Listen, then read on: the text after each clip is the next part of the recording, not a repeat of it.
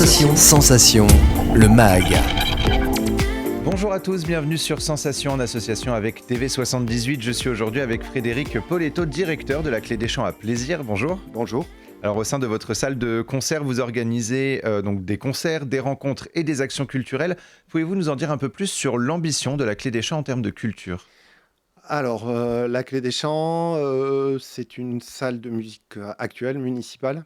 Mon ambition en tout cas, c'est de lui redonner un certain dynamisme. C'est une des plus vieilles salles des Yvelines. Voilà, moi je souhaite lui donner un nouvel élan au travers d'une programmation éclectique, tout public, pour toutes les générations, et tout un tas d'actions culturelles en direction d'un maximum de publics, scolaires, jeunes, mais pas que. Voilà, donc je m'y attelle depuis novembre 2020. Et alors justement, comment est-ce que vous choisissez la programmation de votre salle de spectacle ? Alors, ça dépend de plusieurs paramètres, mais quand même l'idée fondamentale, c'est de toucher des publics assez larges, diversifiés. L'ambition de la ville, c'est aussi que que nous nous adressions aux jeunes. La programmation se fait en fonction à la fois d'opportunités.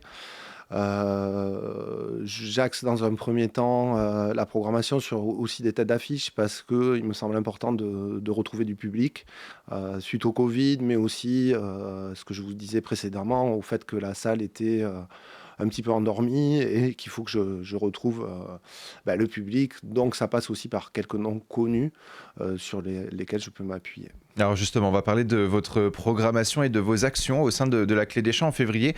Vous avez par exemple reçu Flavia Coelho, qu'on connaît de plus en plus. Flavia Coelho. Coelho, pardon.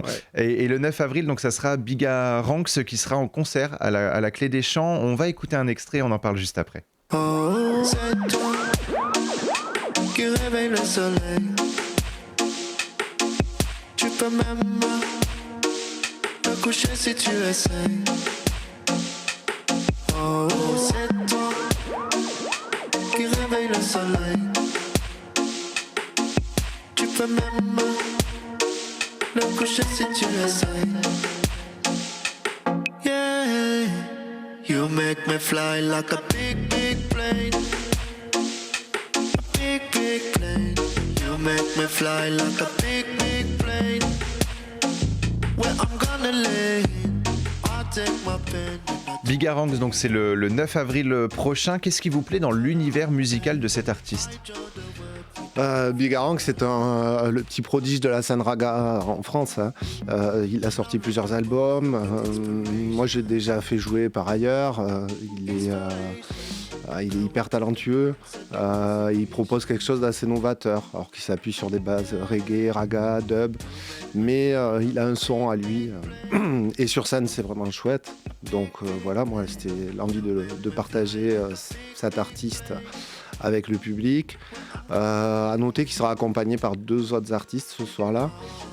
Jaël, un artiste dub qui tourne souvent avec Bigaranx, qui sera en première partie, et Cracking Dub, qui lui est plus...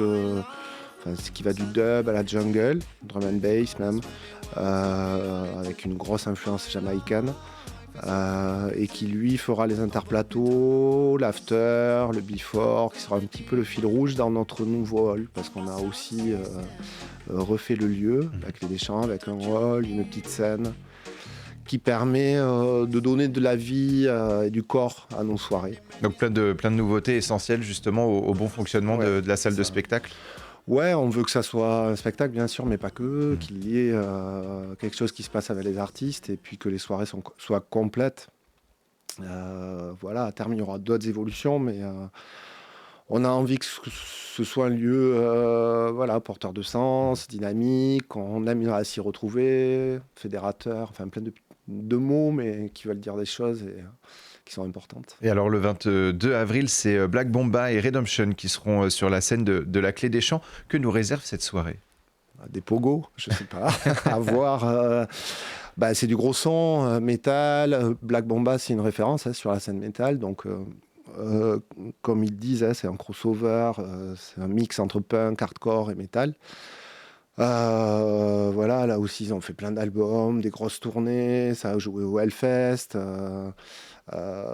Voilà, c'est du gros son. Ceux qui aiment le métal seront servis. Mhm. Mais ceux qui aiment le punk aussi. Voilà, c'est un groupe qui est vraiment très puissant en live. Donc, dans une salle comme la nôtre, ce genre d'artiste, c'est quand même des moments privilégiés. Mais alors justement, hein, oui, vous l'avez dit il y a un instant, cette programmation éclectique, c'est important pour vous de la proposer aux Yvelinois. Là, vous voyez, on passe du dub, du reggae à du métal. C'est important justement de passer à 2 semaines d'intervalle finalement du tout à l'autre. Ouais, complètement. Enfin, en tout cas, moi, j'y suis très attaché. Et, ça sera une façon aussi de toucher différents publics. Mhm. Mais l'idée, c'est de présenter un panel assez large des musiques actuelles. Et puis voilà, d'être à l'écoute de ce qui se propose, ce qui se fait, des nouvelles tendances. Mais en ayant quand même à l'œil qu'il faut qu'on fidélise un public. Mhm. Donc, dans un premier temps, s'appuyer sur des noms aussi et mettre des premières parties en découverte, ce qui permet aussi de donner la scène à des artistes en devenir. Alors, on va justement écouter un extrait de Black Bamba et on poursuit juste après.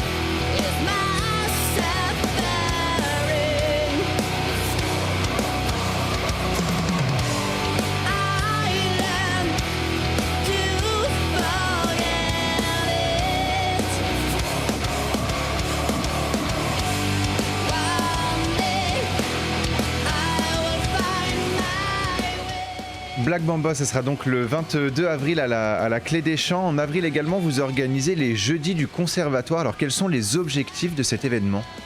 Le conservatoire, c'est un partenaire fort de la salle historique. Il y a beaucoup de cours, pas mal d'activités dans notre salle, hein, en fait. L'idée des Jeudis du Conservatoire, en fait, c'est de labelliser leurs interventions au travers d'une soirée orientée musique actuelle jazz. Et de la rendre récurrente, hein, enfin de faire ça alors tous les 2-3 mois dans un premier temps. Créer des moments aussi qui ne sont pas essentiellement réservés au conservatoire, aux parents des élèves qui jouent au conservatoire, mais de l'ouvrir à un public plus large.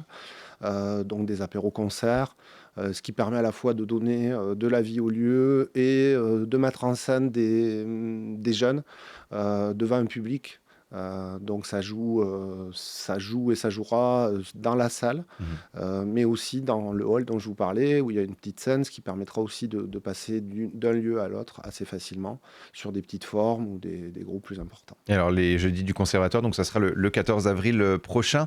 Le 14 mai, c'est Majid Cherfi qui fera vibrer la scène de la Clé des Champs. Quel est l'univers artistique de Majid Cherfi que pourront découvrir les spectateurs ? Alors c'est une proposition un petit peu particulière, hein. Majid Cherfi, c'est le leader de Zebda, qui est aussi romancier.